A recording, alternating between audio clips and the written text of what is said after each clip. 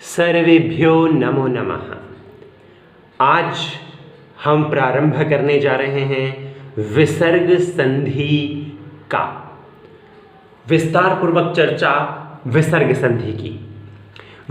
संधि की आधारभूत जानकारी आपको दे दें। विसर्ग संधि में पूर्व पद के अंतिम वर्ण के रूप में हमें केवल विसर्ग ही प्राप्त होने चाहिए, अर्थात पूर्व पद के अंतिम वर्ण के रूप में हमें विसर्ग की प्राप्ति हो यदि, और उत्तर पद के प्रथम वर्ण के रूप में स्वर या व्यंजन में से कोई एक वर्ण हो, तो विसर्ग के स्थान पर होने वाले परिवर्तन को विसर्ग संधि कहा जाता है, क्योंकि मुख्य रूप से विसर्ग संधि में विसर्ग के स्थान पर ही परिवर्तन होगा, तभी विसर्ग संधि कहा गया है इसे। पूर्व पद के अंतिम वर्ण के रूप में केवल विसर्ग ही होने चाहिए, क्योंकि हम सामान्य रूप से देखते हैं पद के अंत में ही विसर्गों का प्रयोग होता है, पद के प्रारंभ में नहीं। अतः अंत में होने के कारण से पूर्व पद का अंतिम वर्ण विसर्ग होना चाहिए। विसर्ग संधि का प्रथम नियम आप सभी के समक्ष, यदि पूर्व पद के रूप में हमें सह एषः मिल जाएं, केवल प्रथम नियम में हमने संस्कृत भाषा के केवल दो ही पद लिए हैं, सह और एषः। सह एषः पूर्व पद के रूप में यदि हमें मिल जाएं, और उत्तर पद के प्रथम वर्ण के रूप में यदि आपको ह्रस्व अ की प्राप्ति हो, तो विसर्ग के स्थान पर जो सह और एषः का विसर्ग है, यहाँ पर जो विसर्ग की स्थिति हमारे समक्ष आ रही है, उस विसर्ग के स्थान पर ह्रस्व उ हो जाता है, केवल ह्रस्व उ होगा। इसे भी ध्यान में रखना है हमें। आइए उदाहरण के माध्यम से समझते हैं। सह जमा अस्ति। अब देखिए, सह एषः हमने प्रथम जो नियम है उसमें सह एषः दो ही पद लिए हैं, उसी की स्थिति को आप सभी के समक्ष स्पष्ट किया जा रहा है। सह एषः, सह के बाद ह्रस्व अ आ गया, अस्ति में प्रथम वर्ण है अ, नियमानुसार सह एषः और उसके पश्चात ह्रस्व अ आने पर विसर्ग के स्थान पर ह्रस्व उ हो जाता है। तो देखिए, विसर्ग संधि में जो सह है उसमें विसर्ग के स्थान पर उ हो गया, तो स जमा उ जमा अस्ति, ये स्थिति बन गई। अब स में जो अ है, अब हमारे सामने हमने अ अलग निकाल लिया है, स जमा अ। ये अ कहाँ से आया? ये जो स का अ है, जमा उ जमा अस्ति, यहां पर अ जमा उ दोनों को मिलाएंगे गुण संधि के नियमानुसार, ओ बन गया, स जमा ओ जमा अस्ति। अब इसके पश्चात हमारे समक्ष स में ओ मिलाया, रूप बन गया सो, सो अस्ति। अब यहां पर स्थिति सो जमा अस्ति, ये स्थिति बन गई है।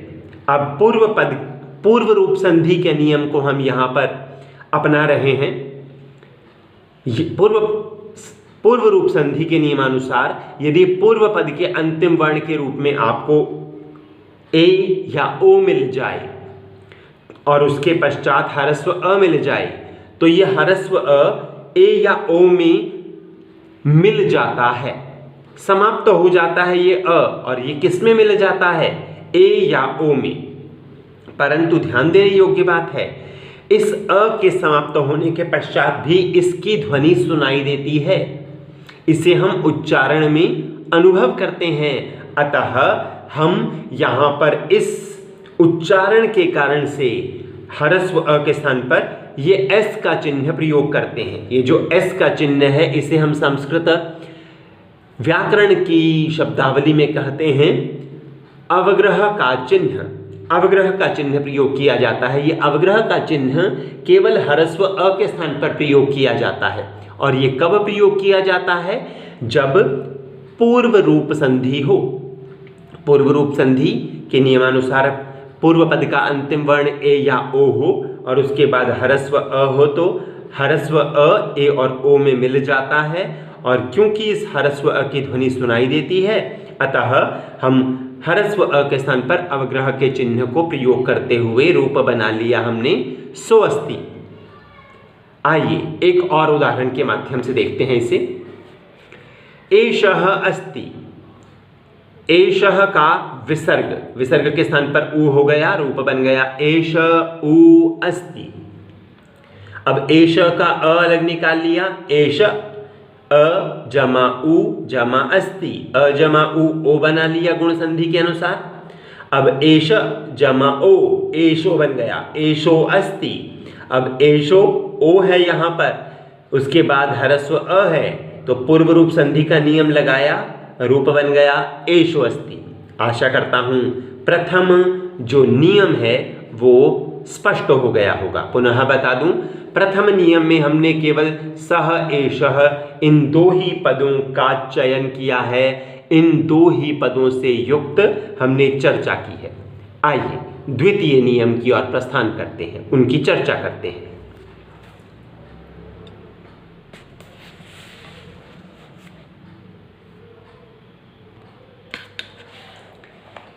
द्वितीय नियम के अनुसार पूर्व पद के रूप में हमें मिल जाए सह एषः। प्रथम नियम में भी हमने केवल सह एषः की स्थिति ली थी, यहां भी हम सह एषः की स्थिति को देख रहे हैं। नियम संख्या 2 विसर्ग संधि। सह एषः के पश्चात अ से भिन्न कोई भी स्वर आ जाए। अब अ तो हमने नियम संख्या 1 में पढ़ लिया था, अ से भिन्न कोई भी स्वर हो या फिर कोई भी व्यंजन आ जाए। देखिए कोई भी व्यंजन, संस्कृत वर्णमाला में जितने भी व्यंजन हैं वे सभी व्यंजन और अ से भिन्न कोई भी स्वर आ जाए। अ को छोड़ करके सभी स्वर और सभी व्यंजनों की बात हम कर रहे हैं। यदि सह एषः के बाद ये स्थिति हो, ह्रस्व अ को छोड़कर कोई भी स्वर या फिर कोई भी व्यंजन आ जाए तो विसर्ग का लोप हो जाता है, अर्थात विसर्ग समाप्त हो जाते हैं। आइए उदाहरण देखते हैं। सह जमा आगच्छति, विसर्ग का हो गया लोप, तो स आगच्छति। एषः आगच्छति, एष आगच्छति, यहां भी विसर्ग का लोप हो गया। क्यों? विसर्ग के पश्चात आ की स्थिति है, जबकि हमने नियम में पढ़ा है अ से भिन्न कोई भी स्वर या कोई भी व्यंजन आ जाए तो विसर्ग का लोप हो जाता है। और उदाहरण देख लीजिए, विसर्ग संधि नियम संख्या 2 सह गच्छति, तब विसर्ग का लोप हुआ, रूप बन गया स गच्छति। ऐसे ही एषः गच्छति, एष गच्छति, एषः के पश्चात ग आ गया, कोई भी व्यंजन की स्थिति है तो यहाँ पर उस स्थिति के अनुसार यहाँ पर विसर्ग का लोप हो गया। आइए इस नियम को एक बार पुनः देखते हैं। सह एषः पूर्व पद के रूप में, तत्पश्चात उसके बाद उत्तर पद के रूप में अ से भिन्न कोई भी स्वर या कोई भी व्यंजन हो जाए तो विसर्ग का हो जाता है लोप। तो नियम संख्या 2 हमने पढ़ने का प्रयास किया, समझने का प्रयास किया। नियम संख्या 3 की ओर अब हम बढ़ रहे हैं। नियम संख्या 3। अब इस नियम को जानने से पहले मैं बता दूं, नियम संख्या 1 और 2 में हमने केवल सह और एषः पद को ही जाना था पूर्व पद के रूप में, परंतु नियम संख्या 3 में हम सह एषः की चर्चा नहीं करेंगे। अब आगे विसर्ग संधि के जितने भी नियम आएंगे उनमें हम सह और एषः पद को नहीं लेंगे। क्यों? क्योंकि उनकी चर्चा पूर्ण रूप से हम नियम संख्या 1 और 2 में कर चुके हैं। आइए आगे पढ़ते हैं। नियम संख्या 3, यदि विसर्ग से पहले ह्रस्व अ हो, यदि विसर्ग से पहले ह्रस्व अ हो तथा विसर्ग के बाद भी ह्रस्व अ हो तो विसर्ग के स्थान पर ह्रस्व उ हो जाता है। अब ध्यान दीजिएगा, अ विसर्ग अ, विसर्ग से पूर्व, विसर्ग से पहले और विसर्ग के बाद दोनों तरफ ह्रस्व अ की स्थिति हो तब भी विसर्ग के स्थान पर उ हो जाता है। परंतु ध्यान दीजिएगा, यहां पर हम सह एषः पद को नहीं लेंगे। सह एषः पद से भिन्न पदों की बात कर रहे हैं। रामः, रामः का अंतिम वर्ण है विसर्ग और विसर्ग से पहले अ है, और अगच्छत का पूर्व पद है, पूर्व वर्ण है अ। तो देख लीजिए, राम जमा अ जमा विसर्ग जमा अ जमा गच्छत। अब देखिए विसर्ग से पहले यहाँ भी अ है, विसर्ग के बाद यहाँ भी अ है, तो विसर्ग के स्थान पर हमने किया ह्रस्व उ। अब ह्रस्व उ करने पर राम से जो अ निकला था, राम से जो अ निकला था, इस अ और उ में गुण संधि के नियमानुसार ओ की स्थिति बन गई, रूप बन गया राम ओ जमा अगच्छत। अब हमारे सामने आ गया रामो जमा अगच्छत। यह स्थिति बहुत स्पष्ट होनी चाहिए, बहुत महत्वपूर्ण। अब रामो जमा अगच्छत, पूर्व रूप संधि के नियमानुसार पहले है ओ और बाद में है अ, तो अ ओ में मिल जाएगा, परंतु इस अ के स्थान पर अवग्रह का चिन्ह का प्रयोग किया जाएगा, जिसे हम प्रयोग करते हैं केवल ह्रस्व अ के स्थान पर। क्यों हमने ये अवग्रह लगाया? अ तो समाप्त हो गया था, हमने इसीलिए यहाँ पर अ के स्थान पर अवग्रह के चिन्ह का प्रयोग किया है, क्योंकि इस अवग्रह को ध्वनि के रूप में माना जाता है।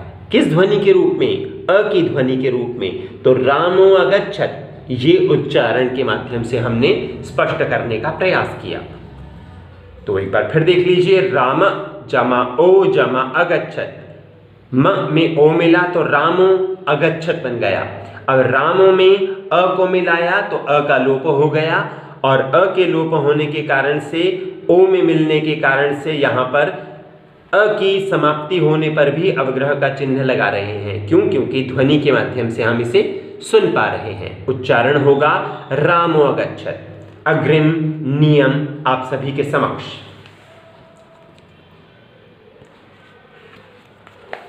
नियम संख्या 4, यदि विसर्ग से पहले अ हो और विसर्ग के बाद अ से भिन्न कोई भी स्वर हो, अ से पहले अ, विसर्ग से पहले अ और विसर्ग के बाद अ से भिन्न कोई भी स्वर हो, तो विसर्ग का लोप हो जाता है। नियम संख्या 4 के अनुसार यहाँ विसर्ग का हो जाएगा लोप। देखिए तालिका के अनुसार विसर्ग से पहले अ और विसर्ग के पश्चात अ से भिन्न कोई भी स्वर आ जाए तो विसर्ग का लोप हो जाता है। आइए उदाहरण के माध्यम से इसे समझते हैं। रामः जमा इच्छति, रामः का अंतिम वर्ण विसर्ग, विसर्ग से पहले अ